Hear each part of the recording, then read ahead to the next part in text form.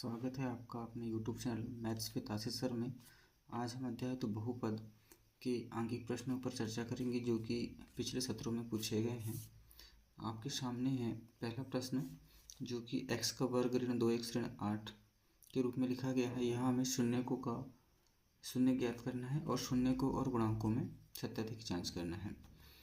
यहाँ शून्य को ज्ञात करने के लिए पहली और तीसरी संख्या का हमें गुणा कर लेना है चिन्हों सहित -8, और यहाँ पर हमारे पास है +1।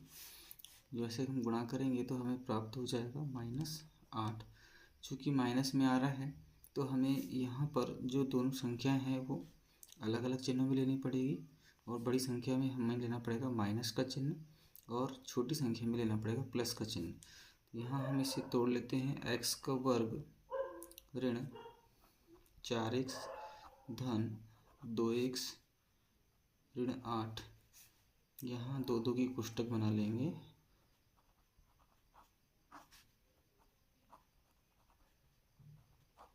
यहाँ से x को कॉमन निकालेंगे, x ऋण 4। यहाँ से हम 2 को कॉमन निकालेंगे तो यहाँ पर भी x ऋण 4 बचेगा। इसके बाद में x ऋण 4 को एक कोष्टक में लिख लेना है और x + 2 को दूसरी कोष्टक में। इसके बाद x ऋण 4 बराबर 0 ले लेंगे और ये -4 + 4 हो जाएगा। इसी प्रकार से x + 2 बराबर 0 ले लेंगे, पक्षांतर करेंगे तो यह हो जाएगा x बराबर -2। ये हमारे शून्यक हो गए। इसके बाद हमें शून्यकों का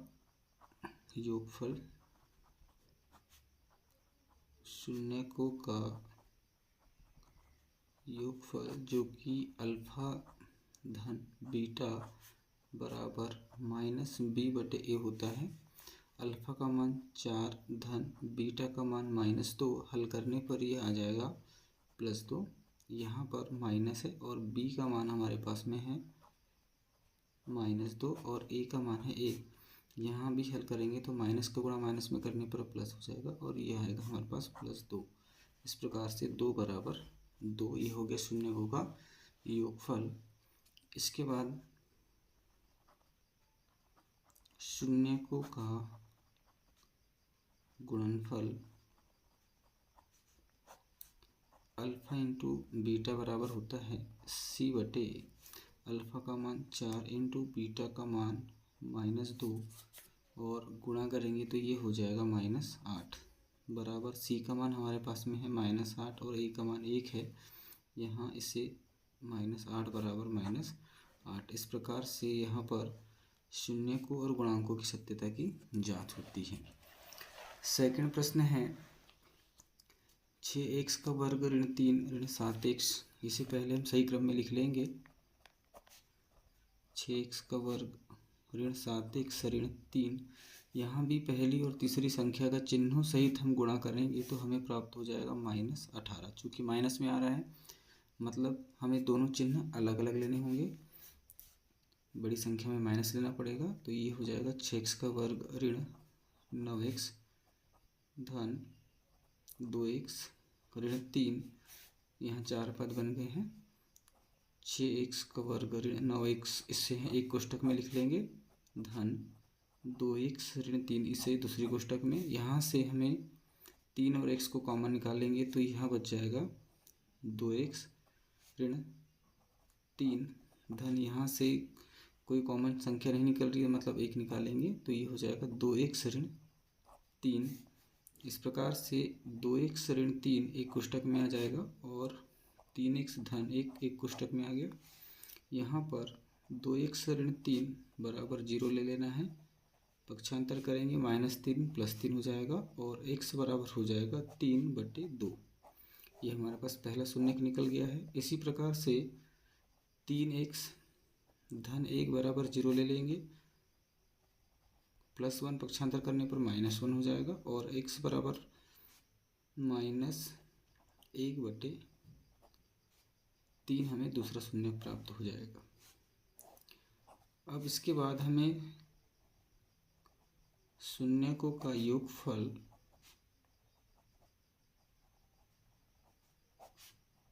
अल्फा धन बीटा बराबर जो कि माइनस बी बटे ए होता है, जांच कर लेना है। तो अल्फ़ा का मान हम रख देंगे 3/2 धन बीटा का मान -1/3। लघुत्तम लेंगे 2 और 3 का लघुत्तम हमें प्राप्त हो जाएगा 6। 2 का भाग 6 में गया 3 बार, और 3 का गुणा 3 में करेंगे तो हो जाएगा 3 3 9, प्लस और माइनस का गुणा होगा माइनस। 3 का भाग 6 में 2 बार गया, और फिर ये 2 1 2, 9 में से 2 जाएगा, ये बच जाएगा 7/6। यहाँ देख लेते हैं, माइनस बी का मान -7 है और ए का मान 6 है।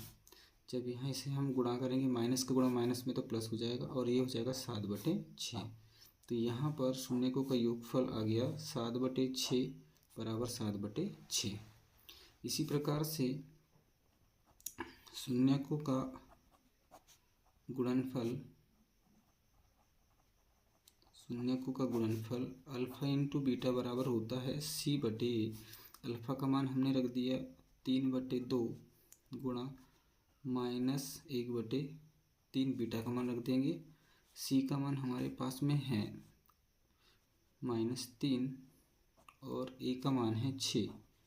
यहाँ पर 3 का गुणा -1 में करेंगे तो -3 एकम 3 और 2 3 6, और ये भी है -3/6। आप चाहे तो इसे काट भी सकते हैं, या नहीं भी काटेंगे तो यह हमारा शून्यकों का गुणनफल और गुणांकों में सत्यता की जांच हो जाएगी। इसी प्रकार से तीसरा प्रश्न है 4u धन 8u, यह 2023 और 25 में पूछा गया है।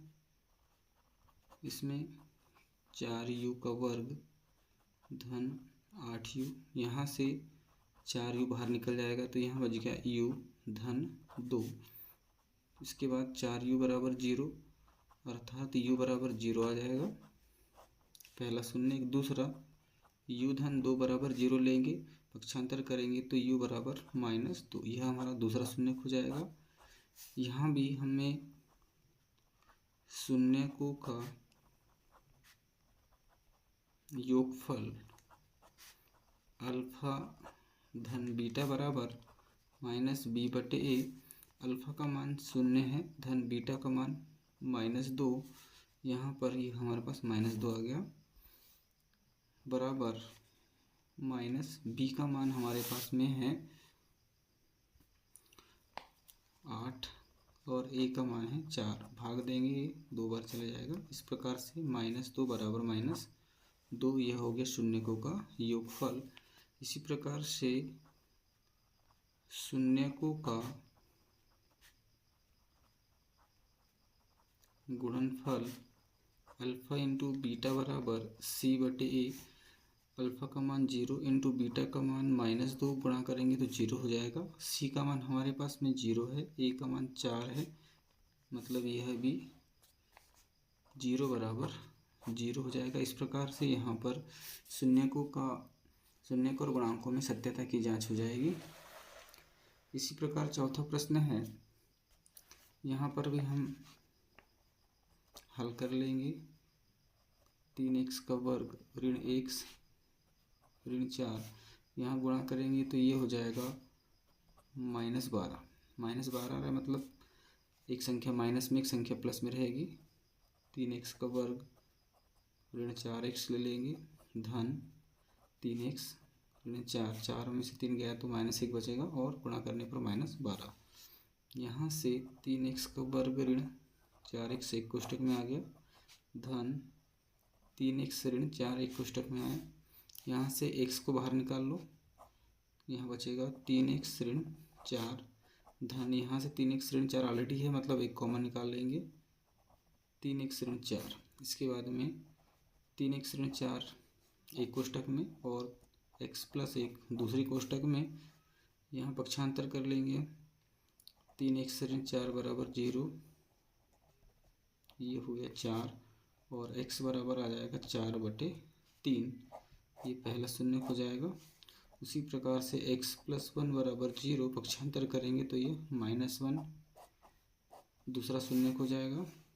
यहाँ पर शून्य और गुणांकों में जांच करेंगे तो शून्यकों का योगफल अल्फ़ा धन बीटा बराबर -b/a। अल्फ़ा का मान 4/3, धन बीटा का मान -1, ये -1 हो जाएगा। यहाँ लघुत्तम ले लेंगे 3, तो ये हो गया 4, और यहाँ 1 का भाग 3 बार गया, 3 एकम 3, 4 में से 3 जाएगा तो बच जाएगा यहाँ 1/3। और यहाँ हम देख लेते हैं माइनस b का मान है -1 और a का मान है 3, अर्थात यहाँ गुणा करने पर आ जाएगा 1/3। ये हो गया आपका शून्यकों का योगफल। इसी प्रकार से शून्यकों का गुणनफल अल्फा इंटू बीटा बराबर c/a, अल्फा का मान 4/3 इंटू बीटा का मान -1, अर्थात ये हो जाएगा -4/3। यहाँ c का मान -4 और a का मान 3, अर्थात -4/3। इस प्रकार से यहाँ पर शून्यकों का और गुणांकों का सत्यता की जांच हो जाएगी। इसी प्रकार से आपके पास में 5वां प्रश्न है, इसे लिख लेंगे x का वर्ग धन 7x धन 10। यहाँ पहली और तीसरी संख्या का चिन्ह से गुणा करने पर धन 10 आ रहा है, चूँकि धन आ रहा है इसलिए दोनों चिन्ह यहाँ धन के ही रहेंगे। x का वर्ग धन 5x धन 2x धन 10। इसके बाद में x का वर्ग धन 5x को एक कोष्ठक में लिख लेना है। इसके बाद 2x धन 10 को एक कोष्ठक में, यहाँ से x को बाहर निकाल लेंगे हम, बचेगा x धन 5, और यहाँ से 2 को कॉमन निकाल लेंगे तो ये भी हो जाएगा x धन 5। x धन 5 एक कोष्ठक में आ जाएगा और x धन 2 दूसरी कोष्ठक में। इसके बाद x प्लस 5 को शून्य ले लेना है, पक्षांतर करेंगे तो -5 हो जाएगा। और यहाँ x प्लस 2 बराबर 0, पक्षांतर करेंगे तो ये हो जाएगा -2। यहाँ पर भी जांच कर लेना है, तो ये हो जाएगा शून्यकों का योगफल अल्फा धन बीटा बराबर -b/a, अल्फा का मान -5, बीटा का मान -2, -5 प्लस और माइनस का गुणा करेंगे -2 और ये हो जाएगा -7। यहाँ -b का मान +7 है, a का मान 1, यानी ये भी -7। ये हो गया आपका शून्यकों का योगफल। इसके बाद शून्यकों का गुणनफल अल्फा इंटू बीटा बराबर c/a, अल्फा का मान -5 गुणा बीटा का मान -2 गुणा करेंगे तो ये हो जाएगा +10। c का मान हमारे पास 10 है, a का मान 1 है, यानी 10। ये हो गया शून्यकों के गुणनफल और सत्यता की जांच। इसी प्रकार से 6वां प्रश्न है, यहाँ इसे लिख लेंगे x का वर्ग ऋण 3। यहाँ एक सर्वसमीका बन रही है, x का वर्ग ऋण करनी 3 का वर्ग। इसे इस प्रकार से लिख सकते हैं, x का a का वर्ग ऋण b का वर्ग बराबर एक कोष्ठक में a माइनस b और दूसरी कोष्ठक में a प्लस b। तो यह हो जाएगा एक कोष्ठक में x माइनस करनी 3 और दूसरी कोष्ठक में हो जाएगा x प्लस करनी 3। यहाँ x माइनस करनी 3 बराबर 0 ले लेंगे, पक्षांतर करेंगे तो ये प्लस करनी 3 हो जाएगा, पहला शून्य। और दूसरा x प्लस करनी 3 बराबर 0 ले लेंगे, पक्षांतर करेंगे तो ये हो जाएगा माइनस करनी 3। यहाँ शून्यकों का योगफल, शून्यकों का योगफल अल्फा धन बीटा बराबर -b/a, अल्फा का मान करनी 3 धन बीटा का मान माइनस करनी 3। ये हो जाएगा आपका करनी 3 प्लस माइनस का गुणा करने पर माइनस करनी 3 और ये हो गया 0। यहाँ माइनस b का मान हमारे पास 0 है और ये भी हो जाएगा पूरा 0। इसी प्रकार से शून्यकों का गुणनफल